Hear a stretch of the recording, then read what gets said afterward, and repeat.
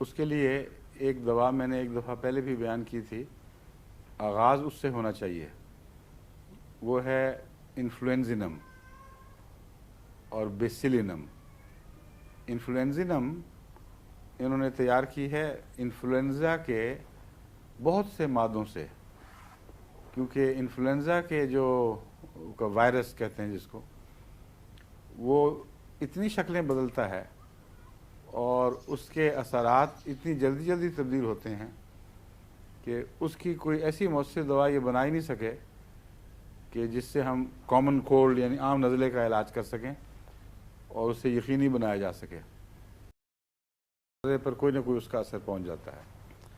تو 200 طاقت میں اگر انفلوئنزینم لی جائے اور بیسیلینم جو سل کے مادے سے بنائی جاتی ہے اس کے ساتھ ملا کر اس کو 4 دن روزانہ ایک ایک خوراک کھائیں۔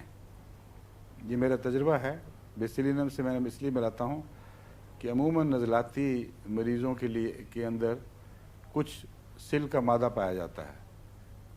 سل کا مادہ سے مراد یہ نہیں ہے کہ ان کے اندر سل کے جراثیم باقاعدہ زندہ حالت میں موجود ہیں، بلکہ اگر کسی خاندان میں آباء و اجداد میں بھی سل پائی جائے تو نسل بعد نسل سل سے پیدا ہونے والی کمزوریاں باقی رہ جاتی ہیں، جن کا اس پہ لنگس پر اور جو میوکس میمبرینز ہیں اس حصے کی، ناک، منہ وغیرہ، گلا، ان پر اثر ہوتا ہے اور اس کے اندر کچھ کمزوریاں پیدا ہو جاتی ہیں۔ تو بیسیلینم اور انفلوئنزینم یہ 4 دن روزانہ ایک خوراک کھائیں، ہر نزلے کے موسم سے پہلے کھائیں تو اللہ کے فضل سے اس کے خلاف دفاع پیدا ہو جاتا ہے، لیکن کچھ عرصے کے بعد بعض دفعہ دہرانی بھی پڑتی ہے۔ جب علامتیں دوبارہ آنے پر زور لگائیں، اور جب میں قادیان گیا تھا پچھلے 2 سال پہلے، اس وقت یہ دوا میں نے استعمال نہیں کی تھی اور وہاں مجھے حملہ ہو گیا انفلوئنزا کا، معمولی، لیکن معمولی اس لحاظ سے تھا کہ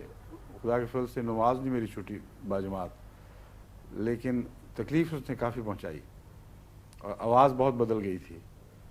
تو اس کے بعد پھر میں نے سوچ کر یہ دوا استعمال کر کے دیکھی ہے، اللہ کے فضل سے اس سال مجھے کوئی حملہ نہیں ہوا، اور کوشش ہوتی بھی تھی حملے کی لیکن وہ بچ جاتا تھا خدا کے فضل سے۔ اس لیے میں نے اعلان عام کیا تھا اور بہت سے خطوط مجھے ملے ہیں کہ ان کو فائدہ پہنچا ہے۔ لیکن ہومیوپیتھی میں یہ یاد رکھنا چاہیے کہ بہت سی دوائیں امکانی طور پر ایسی ہیں جو اثر دکھائیں، اگر ایک فائدہ نہ دے تو پھر اس کے ساتھ دوسری ملانی پڑتی ہے۔ چنانچہ اس میں نے ایک دفعہ دیکھا کہ یہی 2 دوائیں مل کر کچھ اثر کیا لیکن پھر بیکار ہو گئیں، اور خطرہ تھا کہ پھر پکڑا جائے، نزلے کے تابع ہو جائے انسان، نزلے سے پکڑا جائے۔ اس پر میں نے پھر نیٹرمیور استعمال کی۔ نیٹرمیور سے مجھے یہ یاد آیا تھا، یہ جو نمک ہے اس میں یہ مادہ ہے کہ یہ چھینکوں کی طرف میلان کرتا ہے، اور نزلہ چونکہ چھینکوں والی مرض ہے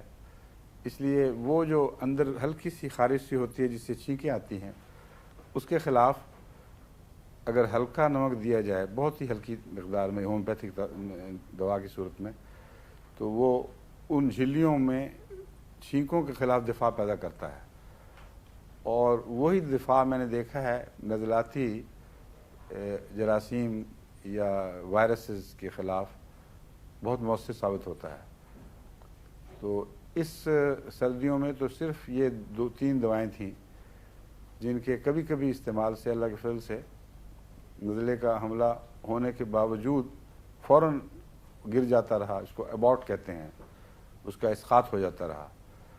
اور بالکل ٹھیک رہا۔